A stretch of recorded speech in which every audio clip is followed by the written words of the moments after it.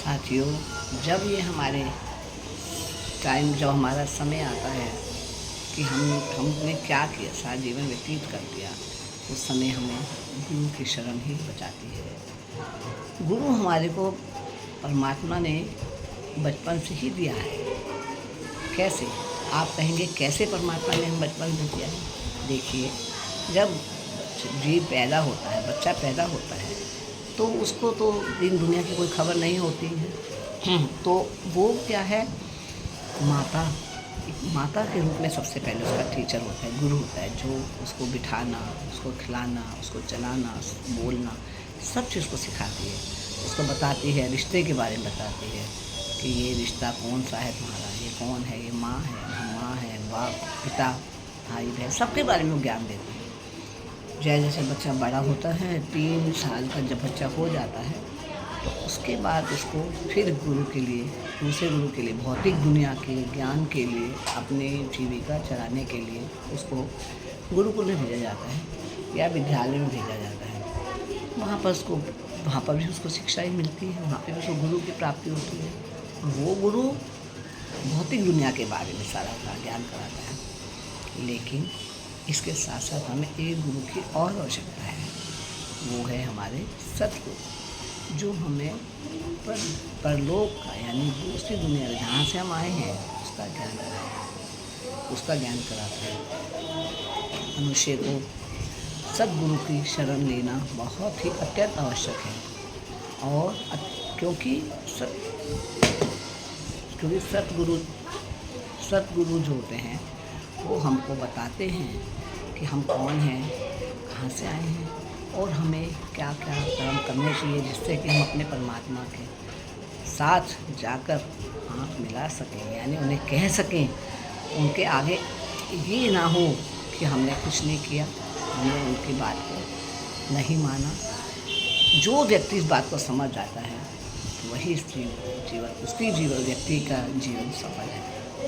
तो गुरु हमारे लिए जो है वो हमारे लिए इतना महत्वपूर्ण है, जैसे हमारे को खाने के लिए, हमें जिंदा रहने के लिए अन्न और जल। साथियों, गुरु की महिमा का कोई बखान नहीं कर सकता।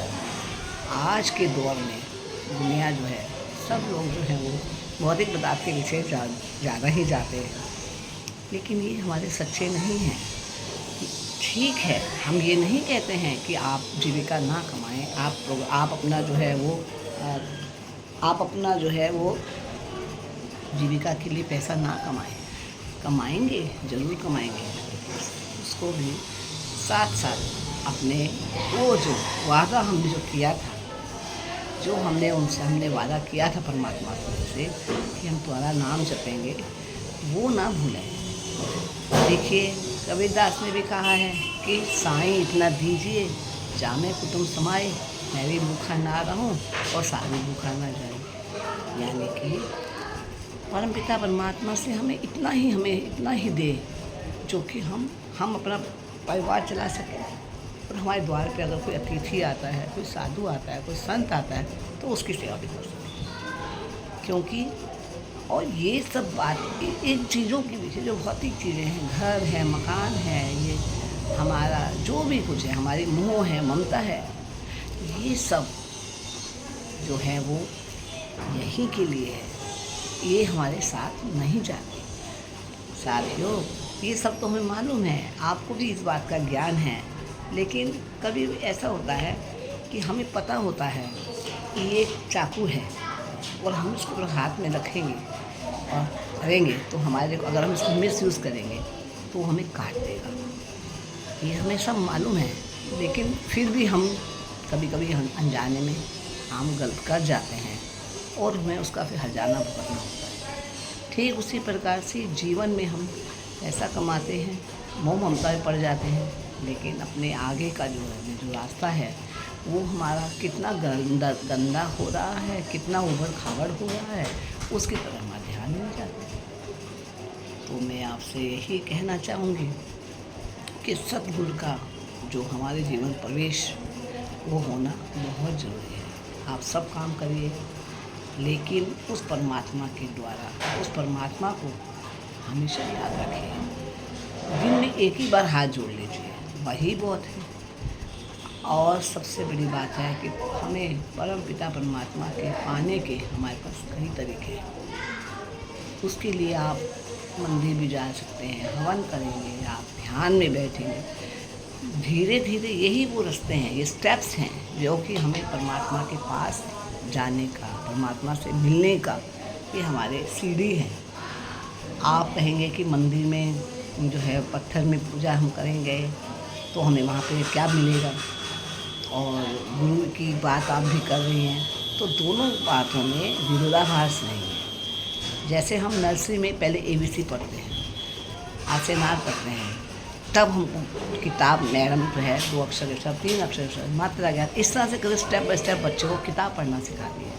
ठीक उसी प्रकार गुरु के माध्यम से ही पहले हम मंदिर में जाते हैं, वहाँ पे हमें उस मूर्ति के अंदर वो मूर्ति जो है, अभी किसी ने कहते हैं कि किसने देखा है भगवान को, लेकिन नहीं, भगवान ने देखा है।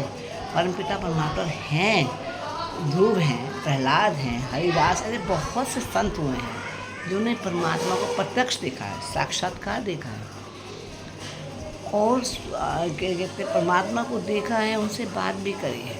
ऐसा नहीं है।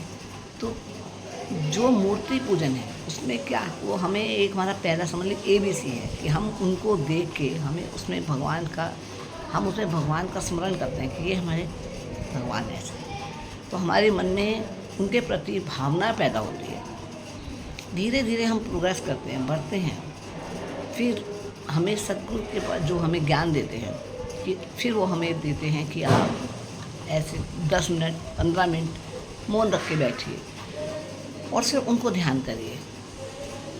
तो साथियों, यही हमारे परमपिता परमेश्वर को पाने का एक तरीका है।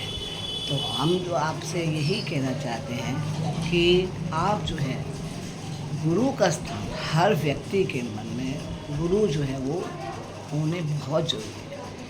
कोई ना कोई गुरु का प्रवेश आपके जीवन में होना बहुत ही आवश्यक है। उसके लिए कहा भी गया है, कबीरदास ने कहा कि गुरु गोविंद दो खड़े काकी लागो पाए, बलिहार गुरु आपने जिन गोविंद दियो मिलाए। यानी कि गुरु ही एक ऐसे हैं जो कि हमें परमात्मा तक पहुंचा सकते हैं। उनके हमारे कर्मों को वही जो है वो, जो हमारे बुरे कर्म हैं उनको वो घटा सकते हैं, और जो हमारे जो सत्कर्म हैं उनको वो बढ़ाने में हमें सहायता देते हैं। तो साथियों, गुरु की महिमा को तो बड़े बड़े संत लोग भी बखान नहीं कर सके, और हम तो क्या ही कर सकते हैं। लेकिन हम आपको यही कहेंगे कि जीवन को जीने के लिए हमें सब चीज़ की ज़रूरत है। पैसा भी चाहिए, अपने बच्चों का मोह भी चाहिए, लेकिन उसको हमें असंतोष में नहीं रहना है। संतोष धन को हमें अपने पास जमा करना है, धीरे धीरे जमा करें। क्यों? तो जो भगवान ने दिया है वो बहुत है, और जो दिया है वो पर्याप्त, बहुत का मतलब वही पर्याप्त है। पर्याप्त का मतलब वो हमारे लिए सेटिस्फाइड है, हम लोग उसमें कि हमको जो दिया है हमें सेटिस्फाइड होना ही चाहिए। देखिए साथियों, खाना तो सब, रोटी तो जो है आटे की ही खाते हैं, सोने की रोटी तो आज तक किसी ने नहीं खाई, चाहे वो कितने ही बड़े अमीर आदमी के हों, विदेश के हों चाहे देश के हों। खाना जो हम पेट भरते हैं, भोजन जो हम करते हैं, वो तो हम अन्न का ही करते हैं, गेहूं से ही खाते हैं।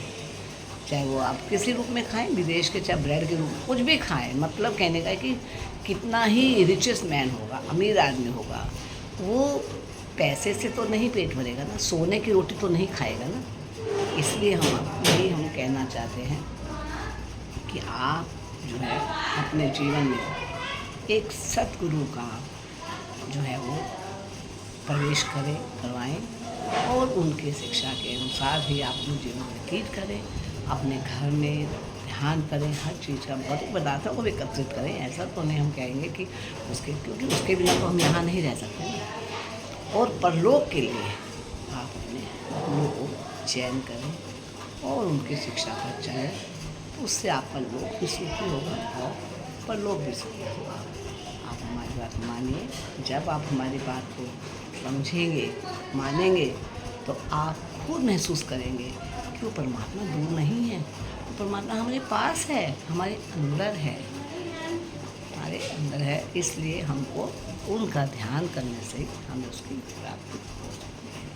आशा है आप हमारे इस प्रवचन में से कुछ सार निकाल कर अपने जीवन में गुरु जी का प्रवेश करेंगे। अगर नहीं है तो करेंगे, और अगर है तो उनके आगे के साथ जाके परम पिता परमात्मा तक आपका जो है वो स्थान होने कोई नहीं हो सकता।